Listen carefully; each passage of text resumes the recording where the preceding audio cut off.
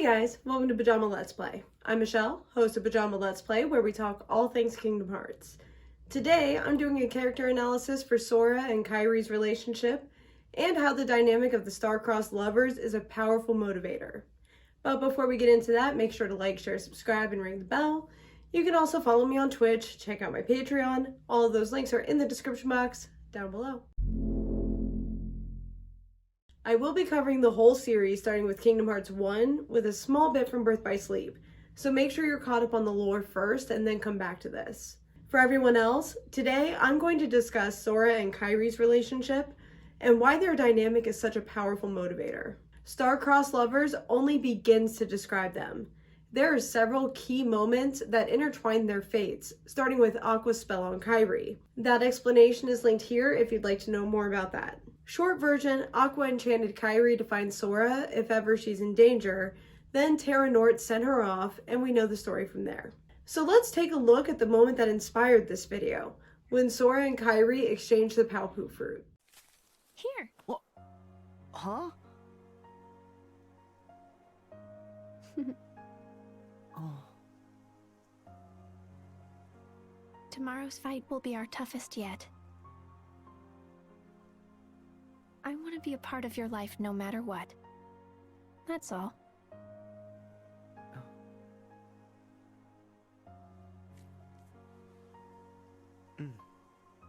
Kairi, I'll keep you safe.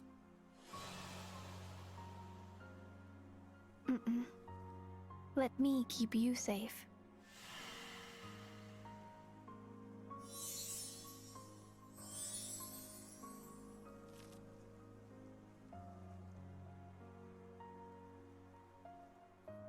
Since the beginning of Kingdom Hearts 1, this moment has been foreshadowed as Sora's big win moment. However, that's not what kept these two characters together, and at least for me, it wasn't the ultra-satisfying moment I was anticipating.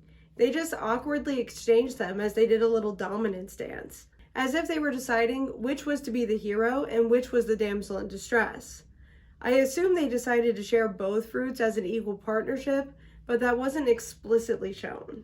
Sora started this whole journey because Riku promised Kairi would be safe as the Destiny Islands fell to darkness. Not only was that a blatant lie, it would send Sora further and further away from his home and Kairi. He gets to Traverse Town, teams up with Donald and Goofy, and embraces this fate he's told lies ahead for him, which has little to do with Kairi or his home. Being the quintessential hero that he is, Sora goes on to save the worlds and such, seeming to not even think much about Kairi except for those times he sees Riku. Thankfully for Sora and Kairi, fate has a plan for her too, so they never stay separated for too long. Then we come up on the end of Kingdom Hearts 1 and a lot happens. Most importantly for the purposes of this video is this moment here. Sora, hold on!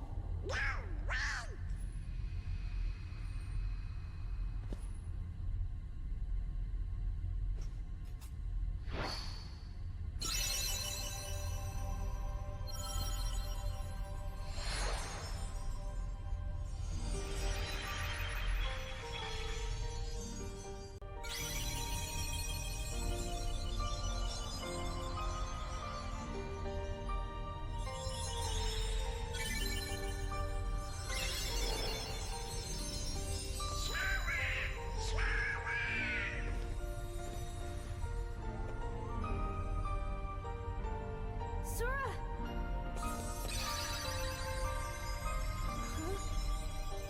He sacrifices his own heart to release hers, and she recognizes him as a heartless, releasing his heart back to him. These two are what, 10 years old? They can't possibly understand what they're feeling, much less romantic love in that way. They're pulled together by a force greater than either of them. Maybe it's the soulmate dynamic, maybe it's fate. Personally, I think it's Aqua's spell and more unforeseen consequences.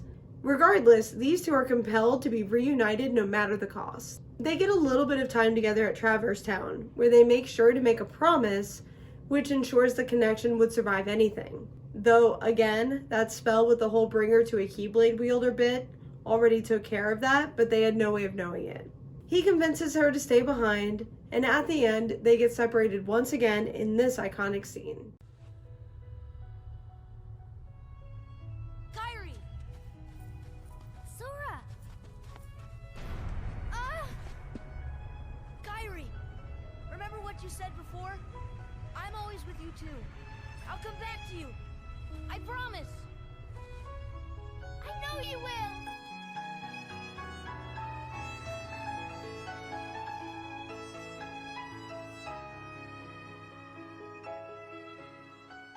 To be fair, I do believe Kairi would have been a distraction at this point. Either she would prevent his mind from focusing on his role and responsibilities, or she would have kept him focused, but he'd constantly be worried about her safety. Moving on, Sora gets sent to Castle Oblivion, and no matter what, Kairi just can't forget Sora completely. It's probably what saved him from becoming Organization Member 15, honestly. As soon as she remembers him completely, she starts thinking of ways to go search for him, when Axel, indirectly, answers her prayer. He opens the portal, Pluto comes in, and she makes it to Twilight Town to be kidnapped. Good thing Hayner, Pence, and Olette know about it and tell Sora. As far as the love story goes, we can just rinse and repeat from Kingdom Hearts 1 until this moment here. You leave Sora alone!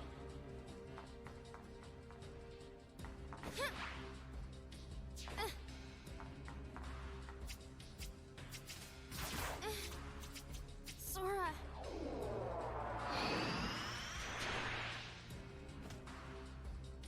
Take it. This time, I'll fight. You know Sora's completely hopeless without us. Come on, Riku. Riku has now given Kairi the means to defend herself, and she instantly has the confidence and capability to do so. She's even quickly recruited by Yen Sid as a Guardian of Light and goes off to train with Lee under Merlin. She wants to help fight in the Keyblade War, but in an unsent letter to Sora, she says she's done waiting for him to come home and that that's her primary motivation for training. They regroup before the Keyblade War and have that scene with the Paopu fruit. They go through the war the first time, everyone gets lost to darkness, and Sora has this moment here.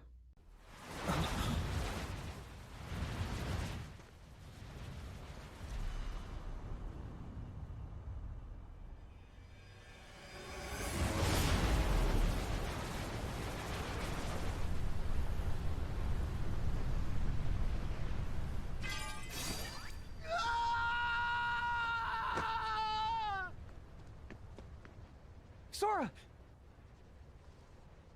They're gone. Kairi, Donald, Goofy, the king. Gone forever. What do we do? Without them, all my strength came from them. They gave me all of it. Alone? I'm worthless.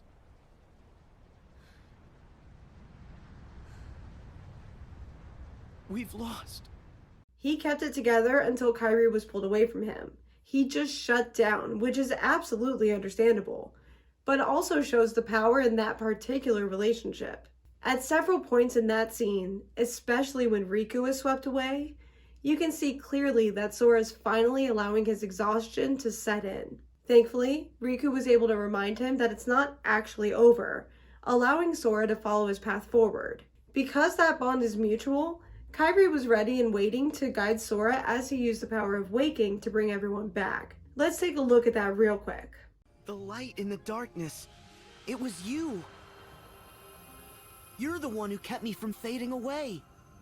All I did was believe that you wouldn't.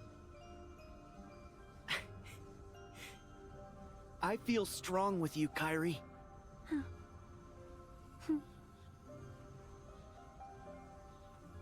The others are ahead. Come on.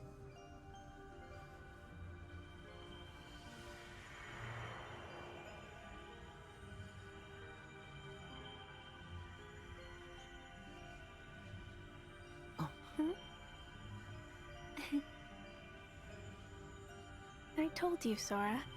You're safe with me. Oh. Yeah.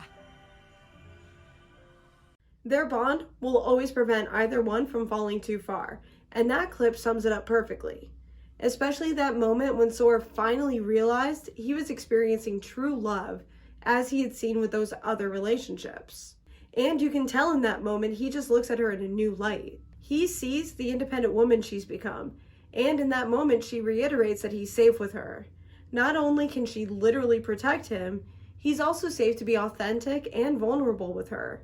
And you see on his face when he realizes how true that is. I'd also like to believe this is the exact moment he realized that he and everyone else in this series has deeply underestimated her. However, as she's made clear, all of this has been motivated by her love for him. She was willing to do whatever it takes to be a real and active part of the team. She's tired of being left behind, but she also just wants to be with Sora under any circumstances. Let's fast forward. The war is done, the worlds are at peace, and Sora vanishes. Over the course of Remind and Melody of Memory, Sora is hypothesized to be an unreality, specifically Quadratum. They make a portal, and Kairi is easily convinced to stay behind and let Riku go to Quadratum alone. She says she's going to focus on her training, and specifically requests Aqua. At this rate, Kairi will become a Keyblade Master before Sora, and he will have a choice to make. Either catch up, or let her go and see what she becomes. Personally, I think this will serve as motivation for Sora to get his act together and pass his own Mark of Mastery exam, because they're not going to just let each other go. Not after something like 12 games of adversity and growth just to be together. That level of determination could serve as a great motivator for each of them, not as a competition, but as a decision to be equal partners, which means sometimes you need to be the one to do some growing, and sometimes you need to help the other on their journey. An equal partnership like that is hard to find, and I believe Sora and Kairi will do whatever it takes to end up together. And that is a powerful and potentially dangerous motivator. So what do you think? Are Sora and Kairi star-crossed lovers destined to always be apart? What aspects of their dynamic do you relate to? Tell me all about your thoughts in the comments down below. Also, don't forget to like, share, subscribe, follow me on Twitch, and check out my Patreon, all in the description box down below. Until next time.